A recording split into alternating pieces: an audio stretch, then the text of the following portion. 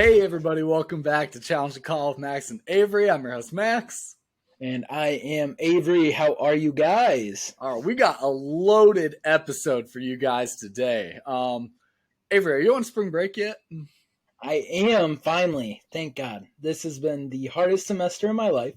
I'm ready to watch college basketball and the Big Ten Tournament, March Madness. It's the best time of the year. Spring break is the best time of the year. What about you, man? Yeah, I'm also on spring break now. My spring break actually timed up perfectly with the Big Ten Tournament. The games started on late Wednesday, so I got off work Wednesday, was officially on break, and I've done nothing but watch basketball all day, every day for the past few days of my break. So I'm ready to get into it. But before we talk basketball, we actually got some big news in the football world. The Bears have traded their number one pick, baby.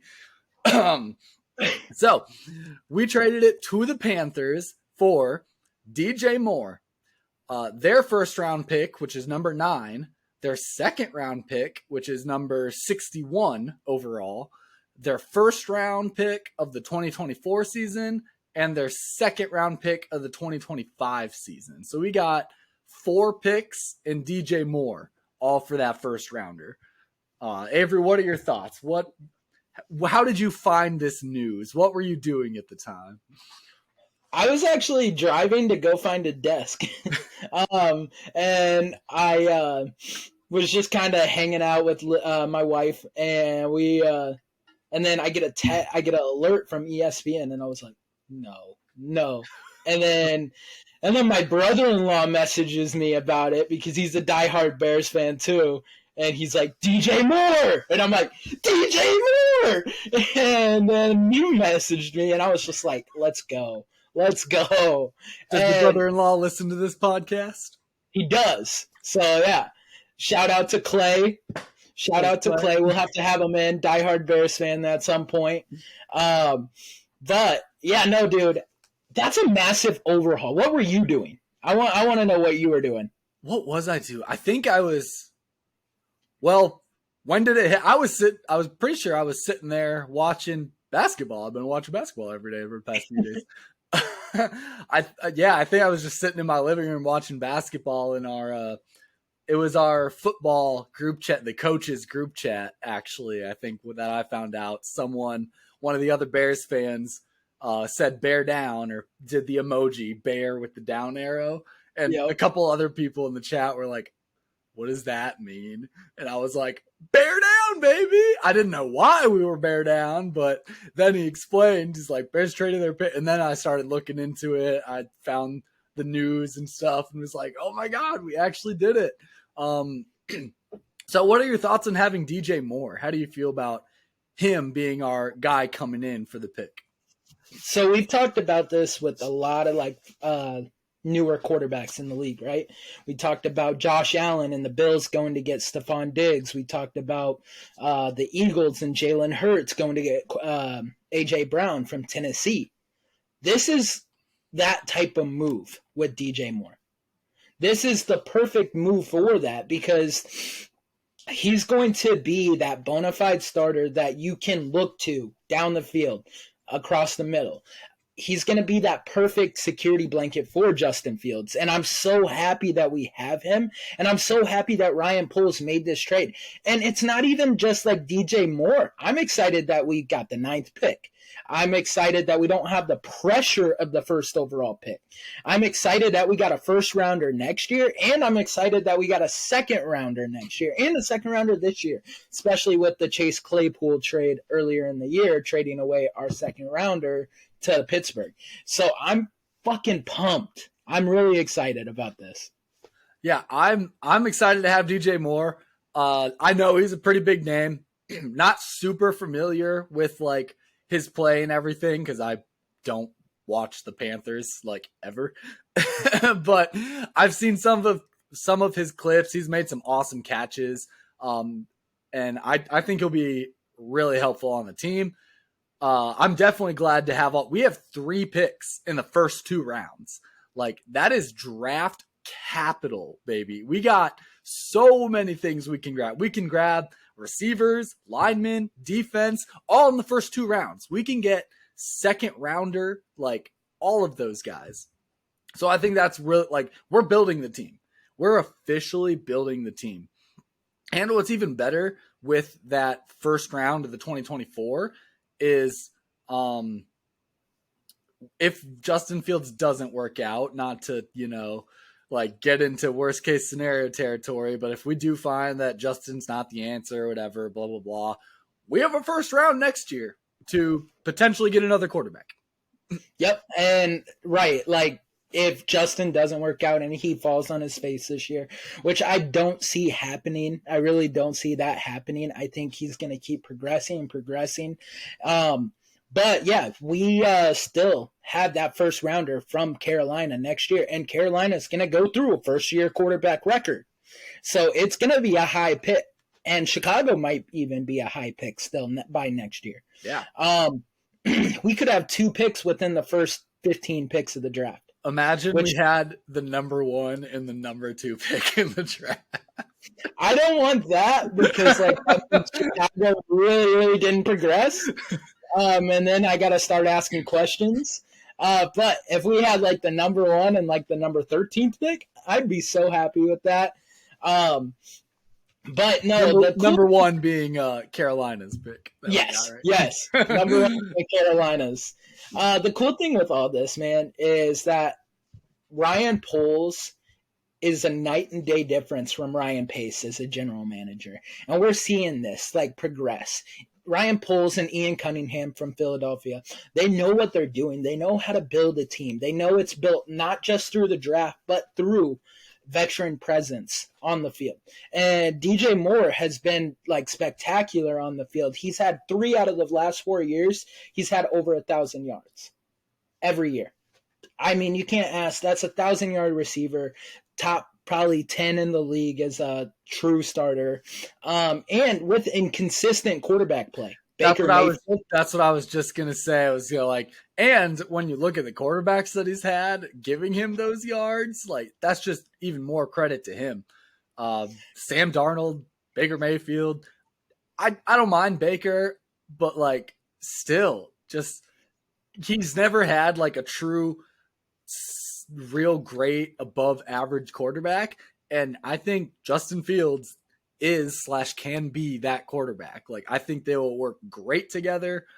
I'm super excited. I'm just pumped. We actually have a receiver, like an actual big name veteran receiver, not a questionably coming in big name, not a big name of Chase Claypool who's meh. Like an actual true, we have an ex receiver, the guy. And the cool thing with this is, did you know we still have the most salary cap still with the DJ Moore signing? That's beautiful. Like it's not as high. We had like a $40 million difference. Now we still have a $20 million difference from the next team. That means we're not done. We are not done. We are going to get defensive start now players in free agency because we have so many holes. We're going to have so many different opportunities to keep building this team. It might not be a 5-year rebuild. This might be a 1 to 2 year rebuild because of the salary cap and the draft haul that we just got for the number 1 pick. And I just got to shout out Lovie Smith one more time, because this is all possible because of Lovie Smith going for 2 to win that game against Houston. Because if it wasn't for that, we would be waiting on draft night and seeing, okay, well, the Texans just drafted C.J. Stroud, Ohio State quarterback. Okay, that's fine. Now the Panthers want to move up and go get Bryce Young, Alabama quarterback. So, like, I think Lovie Smith, man, build the statue in Chicago. Build the statue. That is a very, very good point. If we had the number 2 overall pick right now, who knows where we'd be at. We still could probably get a pretty decent trade out of it because, just like you said, you do have Bryce Young and C.J. Stroud that are both right. So there's still 2 top tier quarterbacks. There's still plenty of teams that need top tier quarterbacks. I'm sure we could still get a pretty decent amount of like trade value out of it, but it would be harder to sell. Like everyone would be making the offers to the Texans and that sense, like, hey, like we want your pick, we want your pick. Everyone would be so focused on that. I feel like we would fall out of it a little bit. So definitely, Lovie Smith did us a huge favor. And the cool thing is, I don't think we're done. No. I really don't think we're done trading. I don't think we stay at 9. I think there's a potential that we move back because I feel like Anthony Richardson's still going to be sitting there at number 9. And some like Anthony Richardson, quarterback out of Florida, I think he's still going to be sitting there at 9. And some quarterback needy team like the Raiders, for example, are going to be like, hey, like we'll trade you our first round this year and our first round next year. And you guys move back to 15th. I could see that happening. And then we're going into next year with 2 first-round picks and 2 second-round or 3 first-round picks. I was going to say, I was like, wouldn't it be 3? And so, like, I think Ryan Poles has, like, that great mixture of being a buyer and a seller. Oh, because yeah. Ryan Pace, he was just a buyer. He spent a second-round pick on Nick Foles.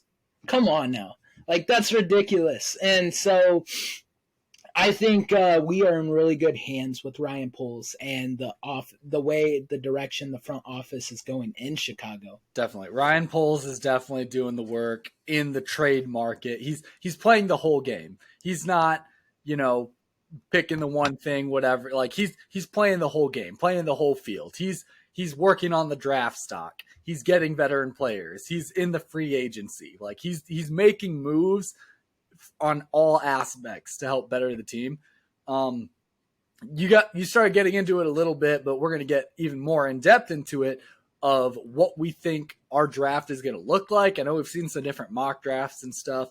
So one potential is that we do still trade down from 9 to 15th, which isn't a huge trade down. That's still like a lot of guys that are around at 9. I have a hard time believing too many of them can't be gone at 15th. There's only going to be 5 or 6 guys that are going to be gone at that point. But right.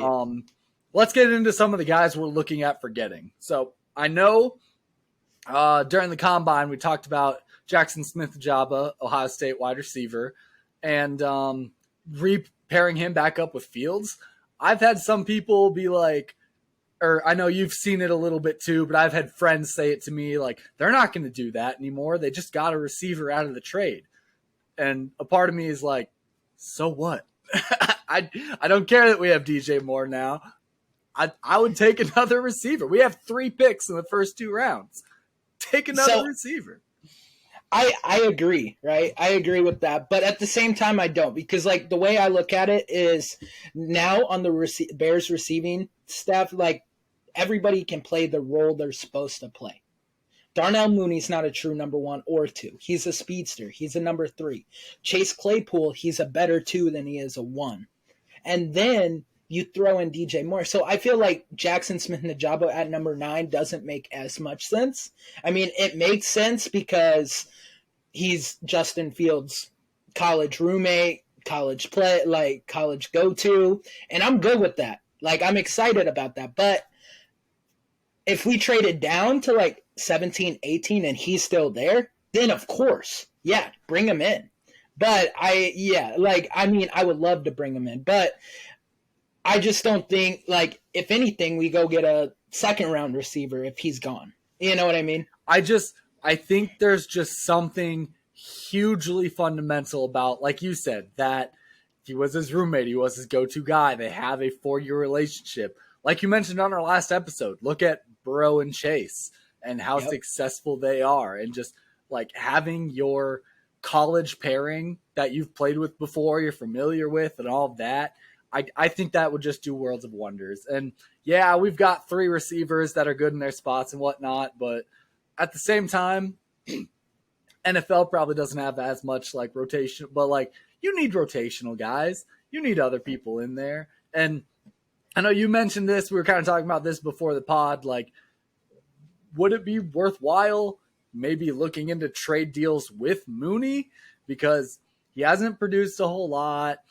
He was trying to be an X when he's probably more of a Z guy, but At the same time, I feel like I would rather have Jackson Smith, who's got a familiar relationship with Justin, than Mooney, who just hasn't really made his huge presence as a receiver. I agree. I mean, because like at this point, moving forward, like with the DJ Moore trade, Mooney is expendable. And if you can get a second round pick out of Mooney, he doesn't have ideal size. He is a burner, but I mean, like, you got to move on. Like, I feel like the way it just shows like where Matt Eberflus and Ryan Poles want to go, and Luke Getsy the direction of the offense, because he's starting to get skyscrapers as receivers.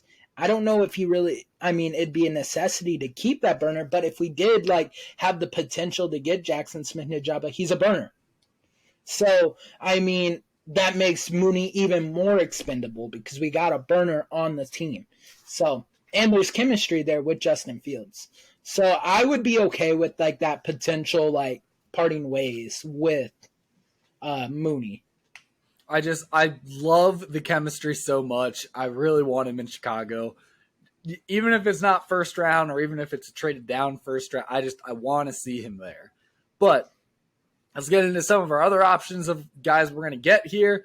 We are not specifically talking with our first round pick here. We're talking in general in the draft. These are some of the guys that we think the Bears are looking at. The next one, Peter Skoronski. Peter Skoronski. Yeah. Northwestern offensive tackle. Yes, I love this guy. Talk about a big brawler. I think he would fit Chicago perfectly. He's nasty. He's mean. He's big. And we need someone on the offensive line. Like we have Braxton Jones. He was a rookie last year, and he started all 17 games. And he was good. Like he had ups and downs, and he was good. And then, Tevin Jenkins, he's a wild card. But what else? Like Justin Fields was the most sacked quarterback last year. Like if we are at 9, like which we are now, and we stay at 9, Peter Skoronski is the best offensive lineman in the draft. We take that best offensive lineman. It comes down to like best available. And we take him because that will give Justin Fields protection for years to come. And that shows trust in from Ryan Poles to Justin Fields and like, hey, I went and got you a go-to receiver with the trade, and I spent that trade on protection for you. I think it's perfect. And I love this as a move too. Just focus on the offense. I know we've had a lot the past few years of defensive like early picks and then trying to trickle in some offensive pieces later on. And I've always hated that. Defense is not the problem. We need an offense. We need to score points. The best defense is a good offense. Isn't that how the saying goes? Yeah. Like we need an offense. So even just a lineman, like, yeah, they're not scoring or anything, but also, like you said, Justin Fields is the most sacked quarterback last year. Like, great. We got a receiving core. Now let's give Justin time to throw to them. These are just two great moves. A receiver, an offensive lineman, or even if we don't take a receiver, we take something out. I love that we're focusing on the offense, that we're actually building some offensive firepower, and I'm excited to see where that goes with us next year.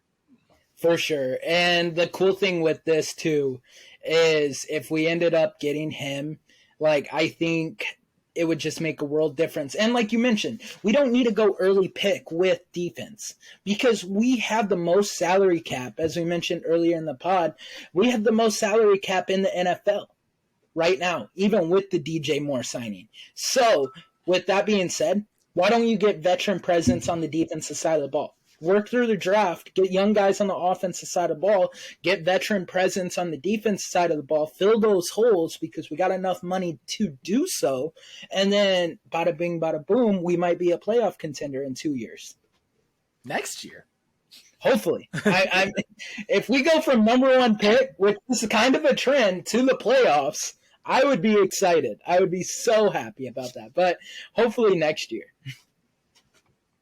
Oh, next year would be nice. But another possibility that makes us super excited is there's actually talk of Luke Van Ness going to the Bears.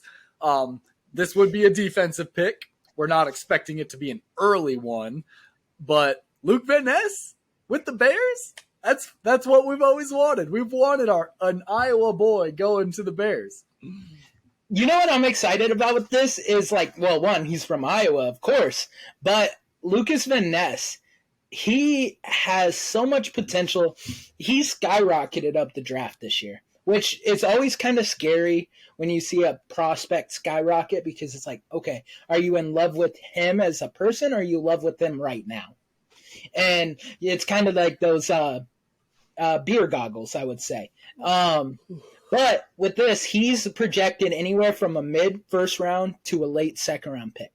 So this is more of a wild card. I mean, we've seen him play, and so we're a little biased of what he can do at Iowa. But you know what I see happening is we take, say, Peter Skorninski or Jackson Smith-Njigba at 9, and then the Bears packaging both second round picks to the Kansas City Chiefs at pick 32. And then jump back into the first round and then grab Lucas Van Ness in the late first round. I'd be okay with that because that turns 2 picks over to KC, which is fine because do they really need them? Like, I mean, right now, yeah, they got to reload too, but they're Super Bowl champs. I think that would be the ideal world because I don't think if Peter or Lucas Van Ness, I don't think he'll stay. Like, I don't think we'll be able to get him at pick 61. Now, if we still had our number 1 pick from Pittsburgh that we traded for Chase Claypool, we wouldn't have to do that. But I think we'll have to do that, unfortunately. Yeah, it seems like a long shot, or it feels kind of like a long shot that we'll get him. But hey, just the thoughts of them looking at him is appreciative in my heart. I love that. But yeah, we got another guy too, Miles Murphy, Clemson defensive end. He's projected anywhere from like the 6th to the 17th pick, and he's good. I mean, he's a defensive end. It kind of bums me out that we traded away the first round a little bit, the number 1, or at least jump back all the way to 9, because my heart was set on Will Anderson being a Bear, Alabama defensive end. And so now, like, every defensive end, besides Lucas Van Ness, of course, like, I look at him like, you're no Will Anderson. I don't like you. But, yeah, no, Miles Murphy, he could be a potential choice, too. I don't know Miles Murphy. I don't think I've ever watched him or paid any attention. But, yeah, kind of like you say, if it's not, like, Luke Van Ness, then whatever. It's another pick. We'll see how he does, I guess. You know, give him his shot. I won't count him out or anything, but like, I want to see him perform first. Then we'll talk. Yeah. The cool thing too is like Jalen Carter. I want to mention this. I don't know. I don't think it'll happen, but it's not cool because I'm sorry for whatever happened with the legal troubles that he's in, but he was projected a top 5 pick. Georgia's and now he's defensive tackle. Georgia's defensive tackle. And now he's definitely sliding down draft boards. And do you think taking a guy with character issues, would you want that for the Bears, even if he has like top 5 potential? This is kind of what we talked about with did we talk about this with Claypool a little bit when we were talking about him coming to the Bears? Like, started getting into that controversy of like, hey, do you take an Antonio Brown where you get the best receiver and you deal with all that, or do you just stay away from it entirely? Right. I don't know. I don't hate it as a move to give him a shot. I think that potentially we could take him and kind of change, like, get it through his head that like, hey, you're lucky as fuck that you're even in the NFL right now. Like, you should be so grateful to us for actually considering you after especially as a first round pick. Yeah, especially as a first round pick, like you are extremely lucky. This is a probationary, like whatever. Like if we have to deal with you or any issues like extracurricular, then like you're getting dropped. Like we don't care. For sure. I think there's a potential that if they really like sat him down and just was like, hey, shape up or we're sending you off. Like we don't care how good you are. Potentially it could get through to him at least a little bit to like, okay, yeah, like this is my career. I gotta, not let something like this happen again. And I mean, he's in college, who didn't do stupid shit in college? Right. Not to justify anything, but like what I'm saying is like, he's young. People don't make the best decisions when they're young. Hopefully now he's a little older. He's learned from his mistakes, maybe. There's nothing saying that he's going to be a long-term problem, I guess is what I'm saying. For sure. I mean, and it would be absolutely epic if that happened, because we were like, there was talks of us taking him number 1 overall because he's that good. Like that was like a rumor. Or even if we traded down with Indianapolis at 4, we talked about taking him number 1 overall or number 4 overall. So, and then all these legal issues, and you got to think that might be part of the reason Ryan Poles decided to deal it away. He might be playing chess when everybody else is playing checkers. Because if we trade that back and we get DJ Moore in a first round and a second round next year, and we still get the guy that we wanted in the beginning as a defensive tackle, that is the best move that Ryan Poles could have made. So if he's there, we take him. I think we, like I said, at number 9, I think you got to go best available. And if Jalen Carter's there at number 9, he's best available. Yeah. Easy. And that won't upset, like we just said, like focus on the offense, focus on the whatever. Like we did get DJ Moore. We focused on the offense. If we could get that good of a defensive tackle, like I'm good with that. That's fine by me. I'm totally good with taking one awesome key defensive piece. I don't need to solely be like, no, he doesn't play off it. Like, I don't care. That's fine. We can make that work. NFL comparison, Aaron Donald. So yeah. So that says all you need to say right there. Good to go. Sign him up. All right. But moving away from the Bears a little bit, there's we're going to talk about some other news, other movements and stuff, potential movements that have happened in the NFL a little bit. Packers are officially moving on from Aaron Rodgers. That is a big one for us. Sorry. I don't know. I have slight mixed feelings because a part of me is almost like I want to beat Rodgers. You know what I mean? Like he's leaving the Packers right as the Bears are seeming like they're getting their shit together and they're about to be good. Like I wanted him with the Packers for us to beat up on for a year or two or something. Like I wanted us to finish with the last laugh. But him leaving now is a little bit like, damn it. I'm okay with it. He traumatized me. I'm okay with him leaving my division. We can just beat him in the Super Bowl in 2 years when he goes to the Jets. I think that's the perfect ideal world, right? And be like, haha, we got the last laugh.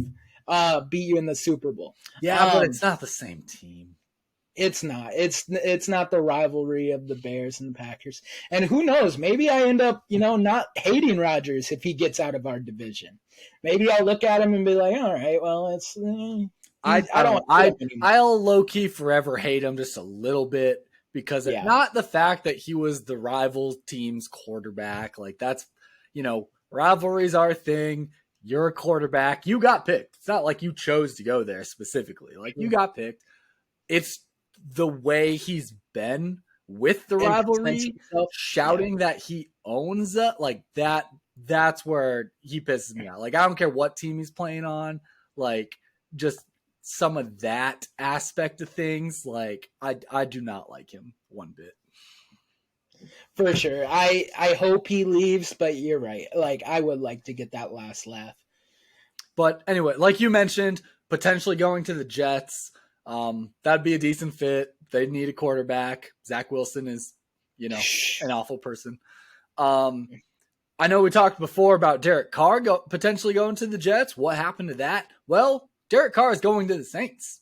So yes, yeah. Derek Carr is going to the Saints. We're pretty excited. I know I have a Saints fan that is one of my closest friends, and he's super pumped, even though he was talking all this crap about Derek Carr previous. But yeah, Derek Carr going to the Saints. And do you think they're going to ever get past wild card round with Derek Carr? I feel like Derek Carr is a good quarterback, but he's not that quarterback that can take you to the promised land. Yeah, I don't think he's he'll definitely elevate them a little bit from where they're at, but I don't know if he's necessarily like, hey, we're in talks of a Super Bowl or anything now.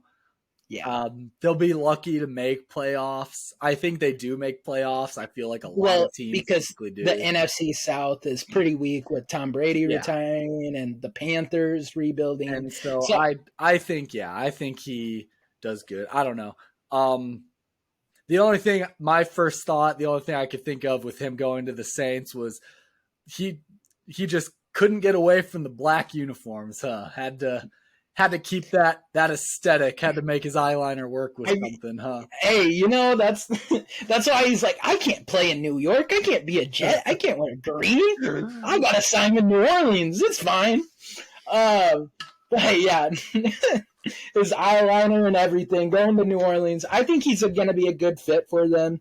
Like I said, he's got to have a damn good team to win a Super Bowl. For sure. He's a solid quarterback. Like, he'll help him out.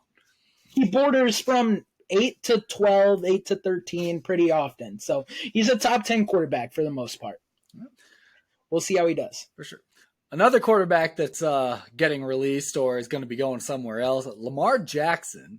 I know there's a lot of talks of him going to the Falcons. And one of the coaches I work with is a big Falcons guy. So it's all he talks. He's also from Louisville.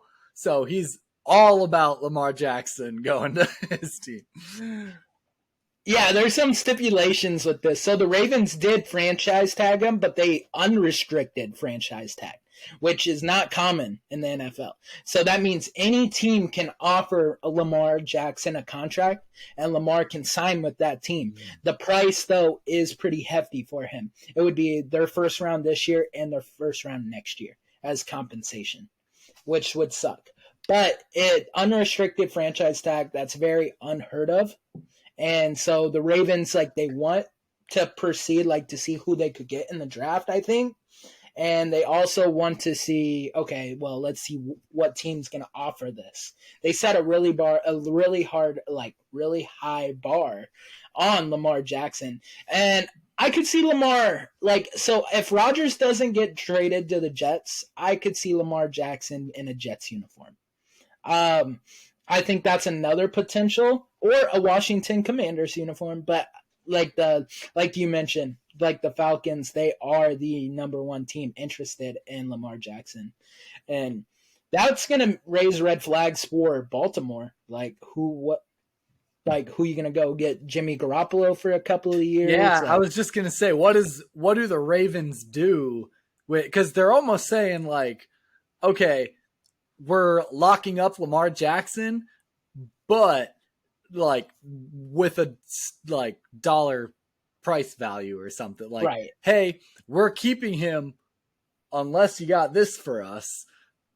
And so what do you do if someone does meet your price? What if someone, calls your bluff there and is like, all right, fine, here's the picks, here's what that, give us. Yeah. Who's your quarterback now? Well, so I think you go get a veteran guy, right? Like I mentioned, Jimmy Garoppolo or someone like that, along those Baker Mayfield for a couple of years. But also that favors Chicago if that does happen, because the Ravens are going to trade up into the top 10 and probably get either a Will Levis or probably Anthony Richardson, because Anthony Richardson plays more like Lamar. They won't have to change the scheme as much. And so they're going to have to go and trade up into the top 10, maybe at 9, and maybe give Chicago, hey, and then have that bridge quarterback for a couple of years and then move on to the new up and coming guy. And unfortunately, I think that's probably what will happen. I think the Falcons are really heavy set on. Lamar was in Atlanta the other day. I think Atlanta wants Lamar Jackson. So yeah, definitely more power to them. I'm curious to see where he goes, what will happen with him, but we'll keep you guys updated on some of that stuff as it comes up and moves up. We're going to have a really long dead season without a lot of sports. There's probably going to be a lot of this kind of talk going on. So we'll give you guys updated there. But we're about halfway through now, so I want to move into our basketball segment. As I've told you guys already, I've been just on a basketball binge lately, and so I am super pumped to talk about some college basketball. The only thing I am not pumped to talk about is Iowa is on a two-game lose streak. So we had to be, so last game of the regular season we played Nebraska at home, thankfully, because we shoot better at home. Sadly, it was not enough. We lost 81-77, and did you watch that final game at all? Yeah, unfortunately, Nebraska swept us in every sport this year. When's the last time that happened? But yeah, it was just ugly, man. I don't know. Iowa is the downfall of the Iowa Hawkeyes. It's the story of the whole year. Up and down, up and down. Our inconsistency is just baffling. We are the only team that when they do the bracketology and pull up the quad 1 wins and the quad 3 and 4 losses, I've never seen another team have so many here's all the quad 1 wins, but then also pair it with here's all these quad 3, 4 losses. I'm like, how do you guys do this? How do you guys go out and beat Indiana back to back or 2 times, but you freaking lose to Eastern Illinois, which in their defense, they did not have Chris Murray or Aaron Eulis in the Eastern Illinois game, which the analysts are going to look at for the sake of March Madness. But still, that is not the only quad 3-4 loss we have. We lost to Wisconsin. We lost to Ohio State. We lost to Ohio State again in the first round of the tournament. We'll get into that. But I don't understand it. I cannot comprehend why we are so inconsistent, and it makes me mad. Yeah, I just looked. Eastern Illinois made it pretty far in their tournament. In the MAC, they ended up making it to the third round, the semifinals, and they lost to Tennessee Tech. So, hey, if that makes you feel a little bit better. It's the MAC. It makes me feel no better. Their net rank is in the 300s. No, I don't feel better. Iowa, man. It just goes back to playing up to their competition and then playing down to their competition. We see this all the time with a lot of teams. We see this with Iowa football too. Let's be honest. We see this Iowa football. They will play up to their competition most times, and they'll pull it out. And then we'll go and play, I don't know, South Dakota State, and we'll win by a field goal. So it just goes back to consistent. You know what it is? It's coaching. That comes back to coaching. Because they show they have the talent. So why do your guys get up for these type of games, but they won't get up for every game? That goes back to coaching. That goes back on Fran McCaffrey. I hate to say it, but yeah. And maybe he needs to do a better job with that. But I just, I don't know what it is. Speaking of all this Ohio State versus Iowa in basketball, the women's team actually just finished their Big Ten tournament, and they played Ohio State. Ohio State was the 4 seed. Iowa was the 1 seed, and they whooped them. They absolutely destroyed Ohio State. I think they had pulled their starters by like halftime and just, oh my God, it was insane. What did you say the score was, Avery? Yeah, it was 105-72. It insane. Caitlin Clark literally scored 30 points, 17 assists, and 10 rebounds. Triple double. Another triple dud. This is definitely not her first. She is an absolute baller. It is insane. She's my favorite, one of my favorite basketball players to watch, honestly. Yeah, honestly. I mean, and she'll probably go number 1 overall in the WNBA draft this year. Oh, easily. I've been saying that since like last year. I didn't know what year like she was. I didn't know if she was like a sophomore, junior, senior. But last year I was like, she's playing in the WNBA. Oh yeah, actually she is a junior, so she will be like right now, like probably senior year if she has another successful year like she has, which she will, barring injury or anything. But yeah, she's gonna go places. Can you go into the WNBA as a junior? You can go into the NBA as a junior, can't you? You can, but the money is not as lucrative as it is with the NBA. And so it would make more sense to have her ride out one more year at Iowa and get her degree and then go into the WNBA. I mean, I'm not saying like they don't make good money, but it's not, it's not as much as the NBA makes. For sure. We always talk about players waiting too long or something. Like we talked about Brock Purdy and I can't think of who else, just the draft stocks falling. Not saying that would ever happen to Caitlin Clark. I feel like, it's hard for her draft stock to go down much. She's just absolutely incredible.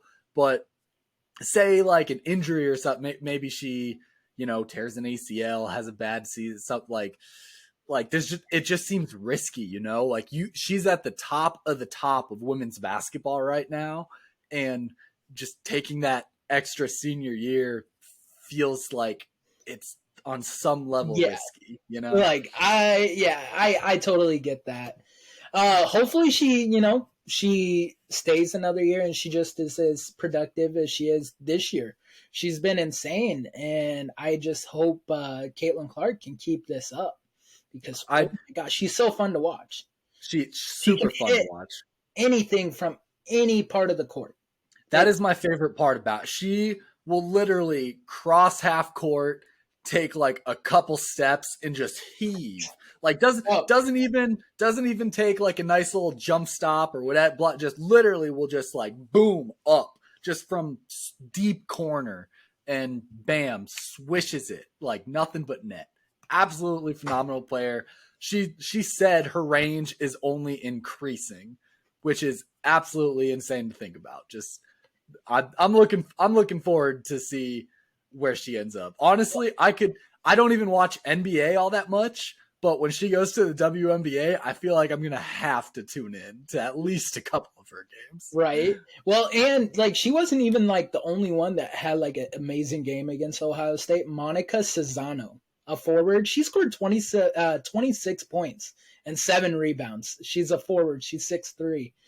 She's a senior this year.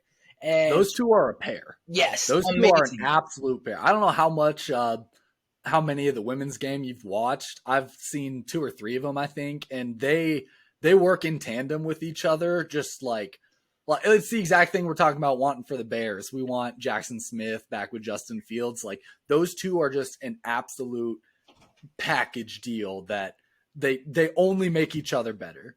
For sure. It reminds me of a pair that we had back in high school, guard and forward that just were dynamic together back in small 1A basketball girls team, but our women's team.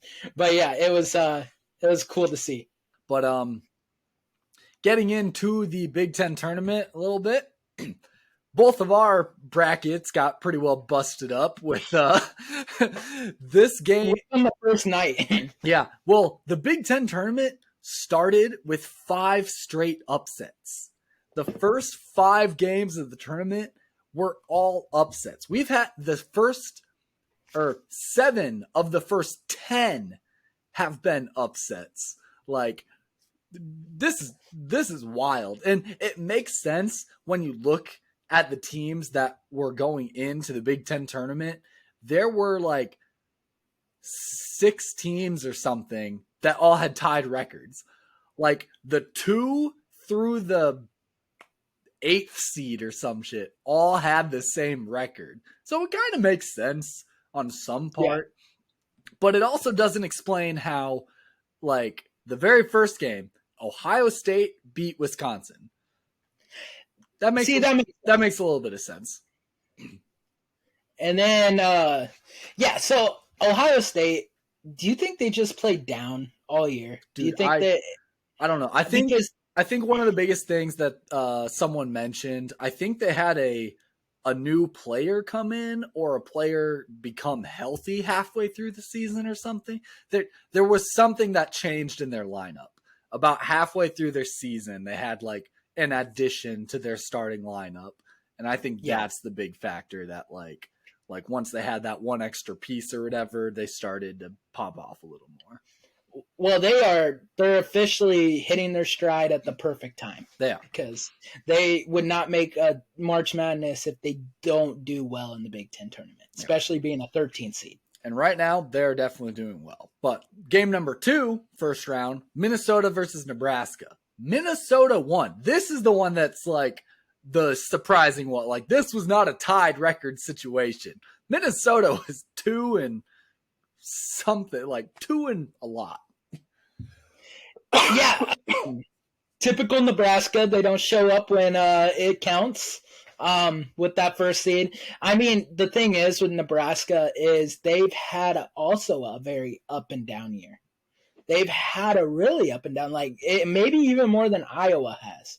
I mean, they haven't had like the big wins like Iowa has in the quad ones, but unfortunately, it's weird because when it comes to basketball, I kind of cheer for Nebraska a little bit. Not like as my favorite team, but I live here. The rivalry against Iowa and Nebraska in basketball isn't as big as it is in football, so I don't hate them.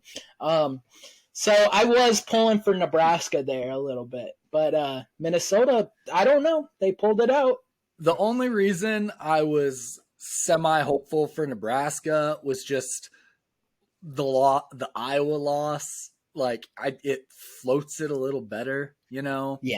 Like, getting taken out by number 14, the last seed, Minnesota, it stings a little bit more. It's kind of like, seriously?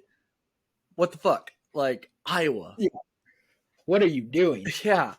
So yeah, that's my only reasoning. I was kind of just like, all right, whatever. The only reason I was glad Minnesota won was because you actually had Nebraska going out and beating Maryland, or going all the way to Maryland or something as well. No, beating Maryland. Yeah. And so your bracket got extra busted there. I was like, okay, well, at least my bracket's a little healthier, but by the next week next day it wasn't. Well, for me it was good. For me the next day was fine because Rutgers, Michigan, I chose Rutgers to move on, and they did. Another upset, 3 in a row. That was, I don't remember a lot about that game. I'm thinking of Rutgers, Purdue right now, but Rutgers, Michigan was a good game. All of these games were super good games. Like, I don't know if I watched a single game that was just like a blowout. Like, all of these have been just neck and neck, like coming down to like a couple points off the half, and then just like they've been insane basketball games. I'll tell you, a blowout was Minnesota versus Maryland, 70-54. Like, Minnesota should not have won that first round game. Like, they should not have won. I watched this game, and Maryland dominated the whole pacing of the game, and Minnesota didn't belong. I mean, but that's what the Big Ten tournament is, to see who's contenders and who's not. So, and that's one of those things. That game was more of a blowout. It wasn't at half though. I said, at half, it was the same story we've been seeing. It was, like I said, it was that couple points off. That was game 6. That was the last one, not just a couple days ago. But game 4, Iowa took on Ohio State. I was kind of glad when Ohio State won because I didn't feel, for some reason, didn't feel the most confidence against Wisconsin. I think we lost to Wisconsin twice in the regular season. That's why. And I was kind of like, if we face Wisconsin again, like, fuck, I don't know. We're going to get in our heads or some shit. But I was like, okay, Ohio State, last time we played them, we dominated. And then now, what the hell? we look clumsy. Like, I don't know. We look slow and clumsy. No shots were falling. But at the same time, so was Ohio State. The only shot that was falling for Ohio State that killed us with the dagger was the 3. Yeah. Like, well, and when, what was I just thinking of?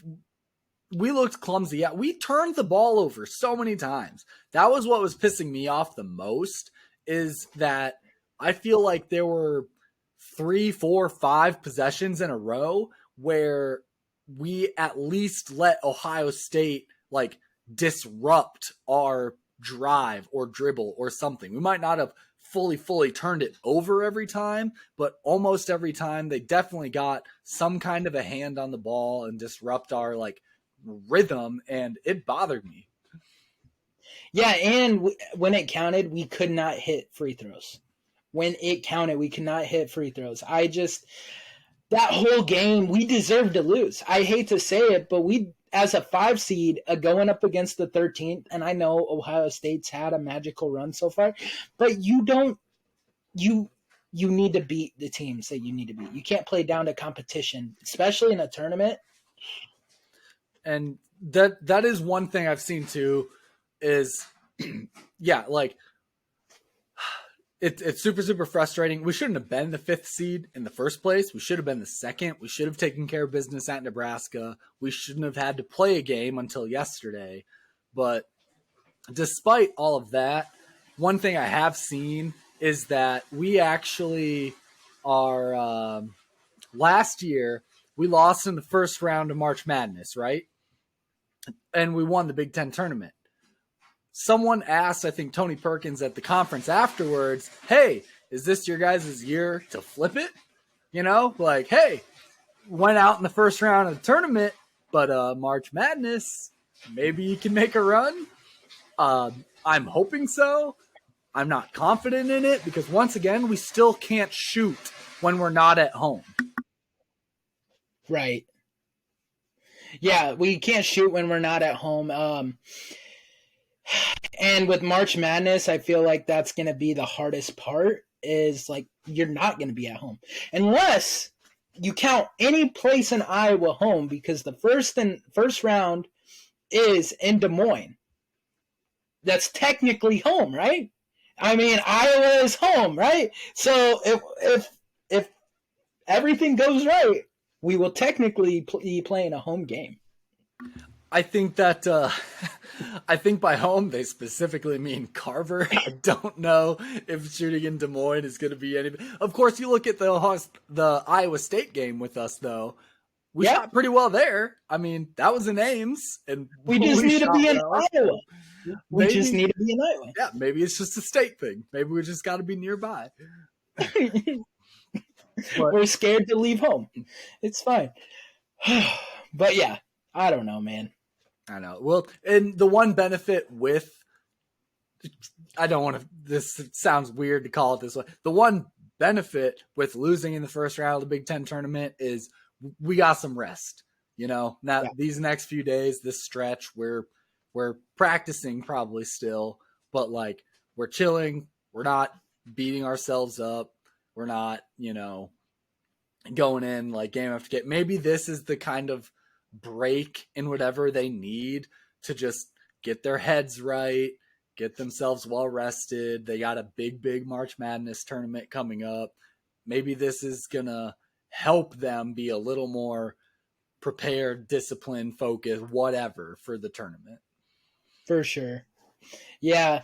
At this point I want to see Ohio State keep their magical run going. Because then that looks like, okay, Iowa lost to Big Ten champions, you know, or something like that. For sure. That'd be ideal.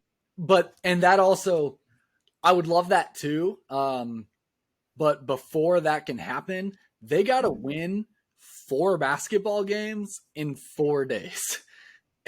And that is going to be tough, especially because now they take on number 1 Purdue as their next game. Before getting too much further along, though, also in this, what do you want to call it, second round, quarterfinals, I guess, or no, yeah, quarterfinals.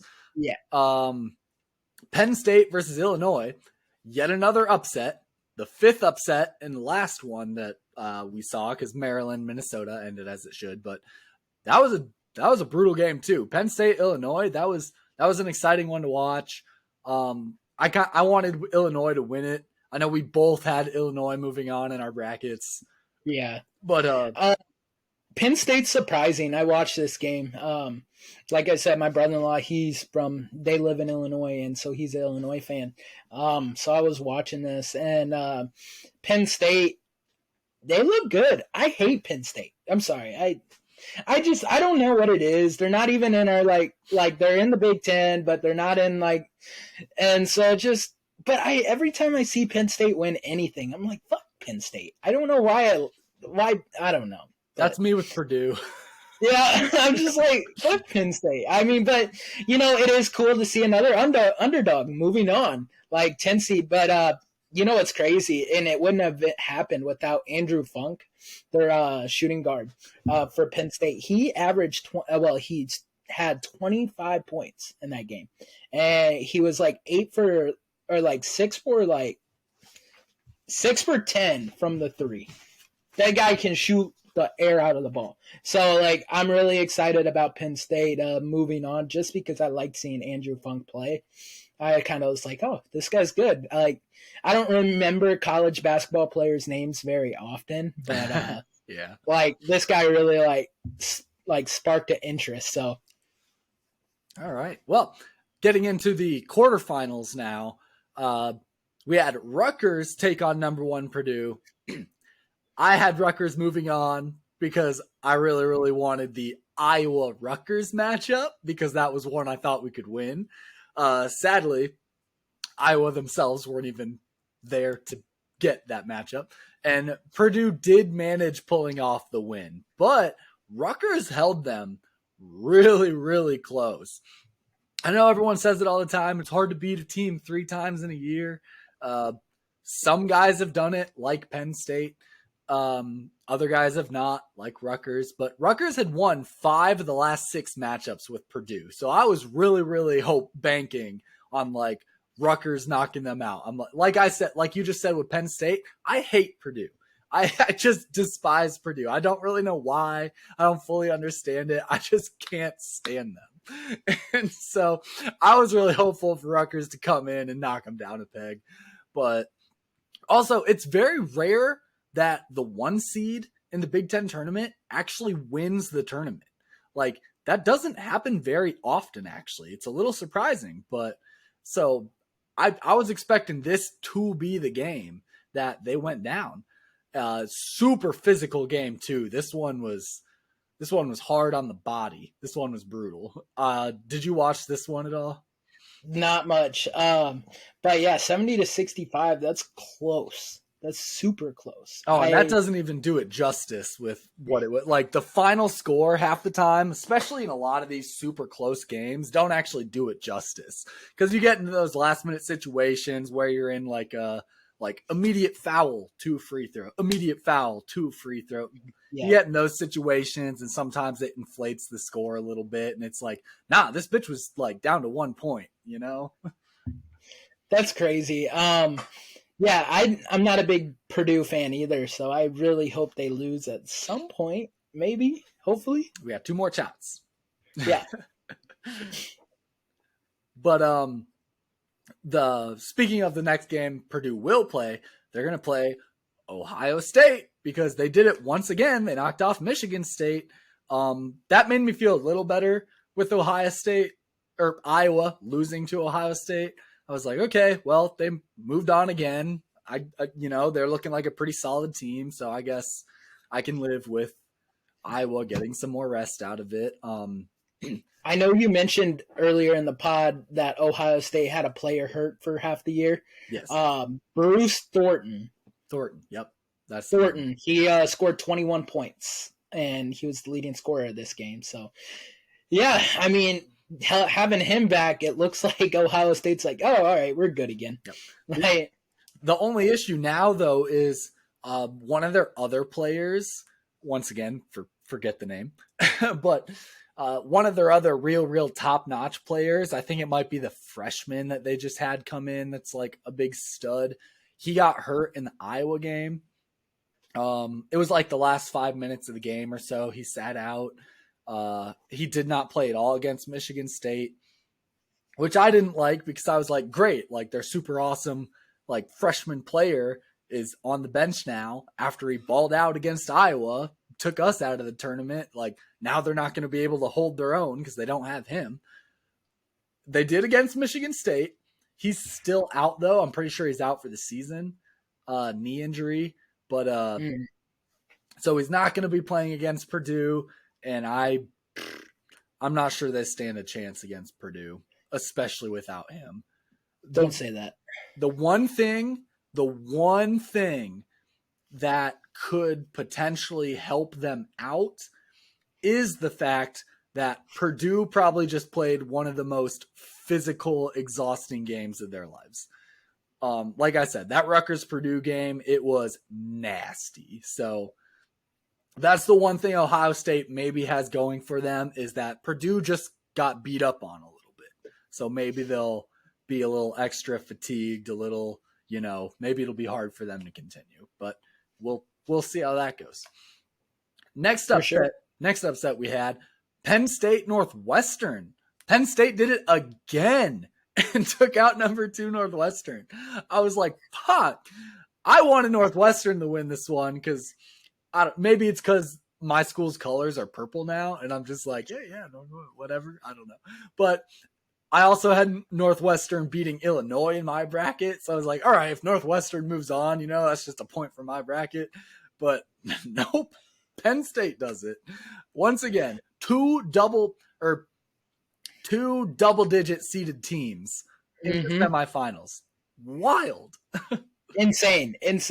I watched this game, and Penn State, Northwestern was leading at half. Yeah. I think by 9.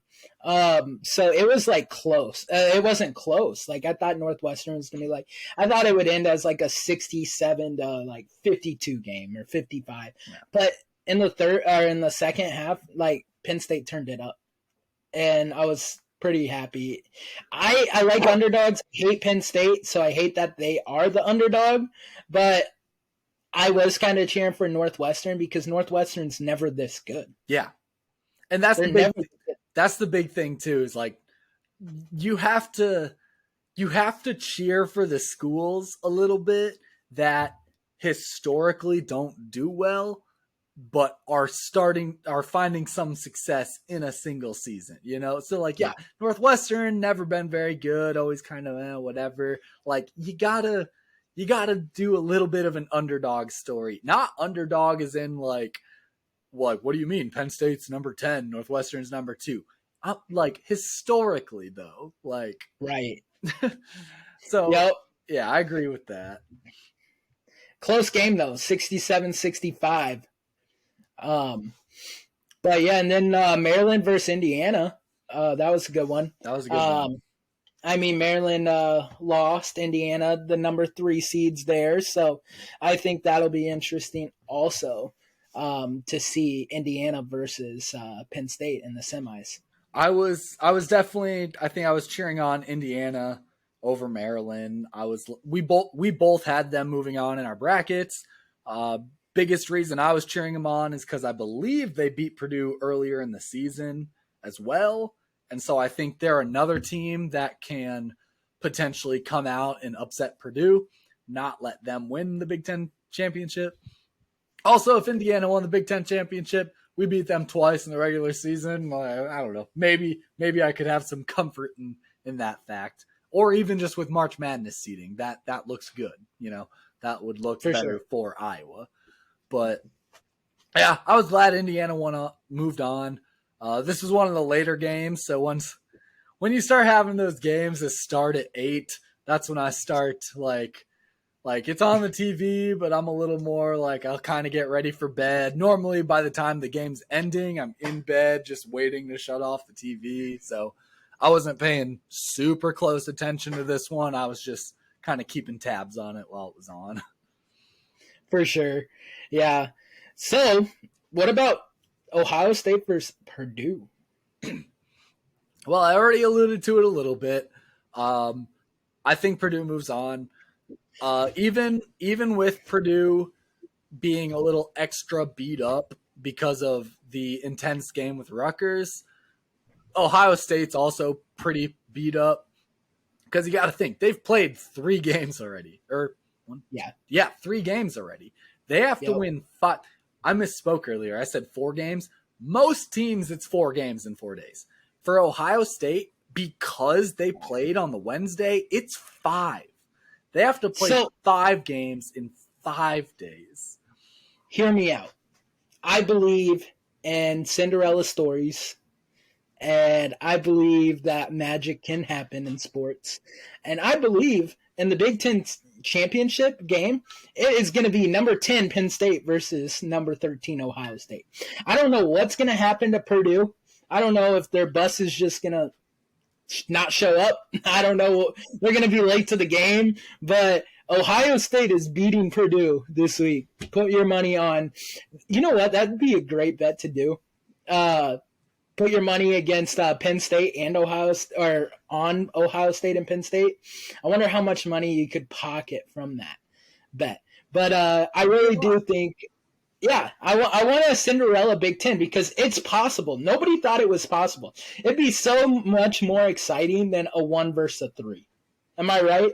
It would. It would be. I mean, this is the first time we've even had 2 double-digit seeded teams in the semifinals. Like, this is crazy what's going on right now. This is the first time a team that's played on Wednesday has ever even made it to the quarterfinals or won the quarterfinal. I forget which it is. Made it, won it, one of those 2. But, this is the first time for that. And so, I don't know. I was just going to say I want 2 things to happen, but ultimately it all just ends and I want Purdue to lose. So if Ohio State beats Purdue, awesome. I don't really care who wins Penn State, Indiana. If Purdue beats Ohio State, though, I need Indiana to beat Penn State because I know Penn State looks good and everything. I don't trust Penn State against Purdue. I want Indiana going against Purdue. They're the last shot I think this league or conference has at taking down Purdue, so I need to see Indiana beat them one more time. For sure. Also, the weird thing is Penn State and Ohio State, if they don't win this Big Ten championship, they're not going to March Madness because they don't have enough quad 1 wins.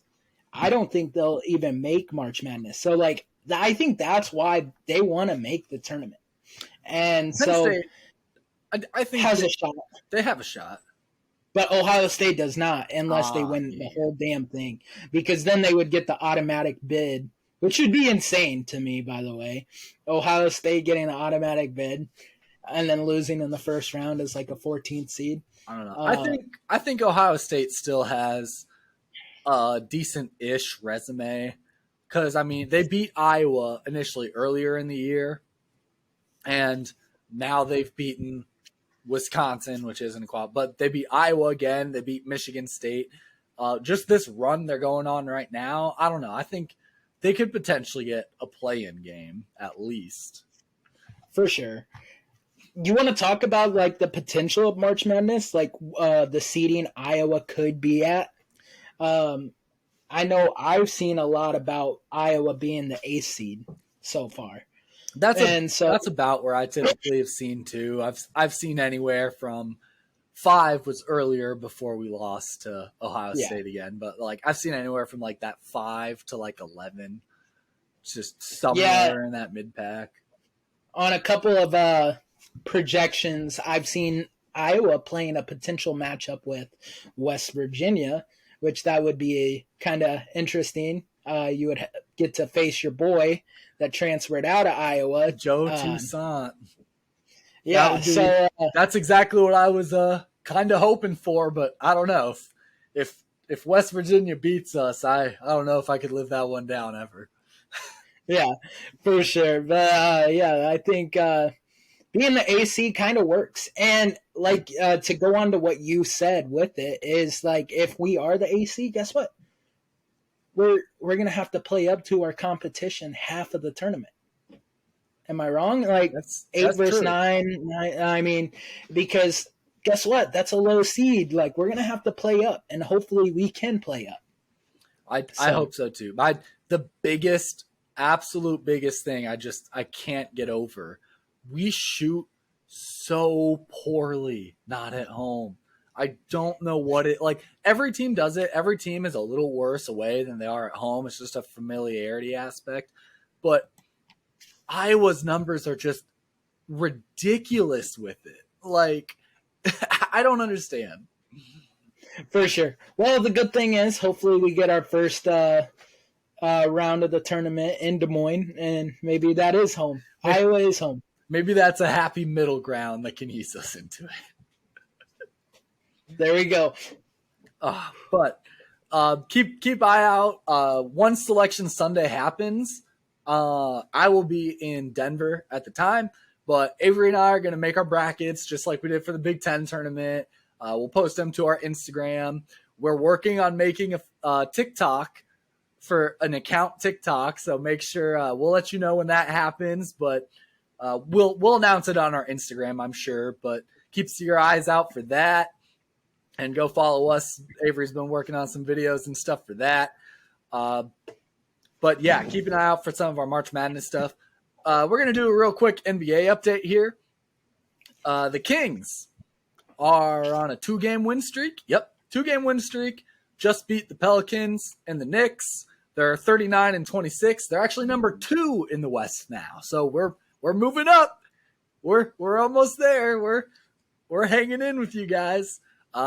Next they'll play the Suns on Saturday, and then we have the Bucks coming up at home on Monday. So that'll be an interesting one. A little head-to-head against Avery and I. Yeah, we'll have to tune in. With all this college basketball, I haven't really watched the NBA lately. But the Bucks are still number 1 in the East. We beat the Wizards, and then we beat the Magic, and then we beat the Nets. And just look at the difference. Like, I know we're the number 1 seed, but look at that win difference between the East and the West. How much like closer the West is with everybody. Like 48-18 in the East for the Bucks overall record, and then the Kings are 39-26. Like, I mean, it's kind of crazy how lopsided the East is, unfortunately. But yeah, we do play the Warriors, which that could be a loss because you can never count out the Splash Brothers and Klay Thompson and Steph Curry. And then you got the Kings, and I am excited to face Keegan Murray, so we'll see how that goes. Giannis has been out for the last 2 games. No. I know he was out for the Nets and he's been out for the Magic, but he's projected to come back against the Warriors. That's what ESPN was telling me. So I want to see Keegan Murray going head-to-head with Giannis. That's what I want in life. Keegan's going to have to look up to him like, oh, my God, are you 7'1" and you can run like a 4.3 40. It's going to be an exciting time. I'm excited to watch. Hopefully we can like watch this game like via like Zoom or something, so we can get each other's interaction or something with this Kings game. Maybe, but I'll be with my girlfriend in Denver, so that might not be the most positive. This might be a pulled up on my phone while whatever else is going on type of situation, but for sure I'll definitely be trying to tune into it either way. But that's all we've got for you guys today. I know it was a pretty loaded episode.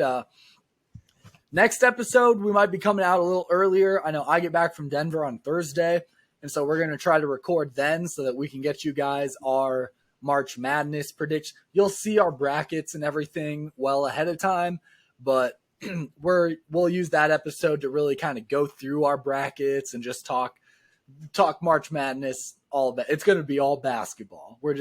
These next couple episodes are probably going to be real basketball oriented. And I'm super unless something major happens, like trading the number 1 overall pick.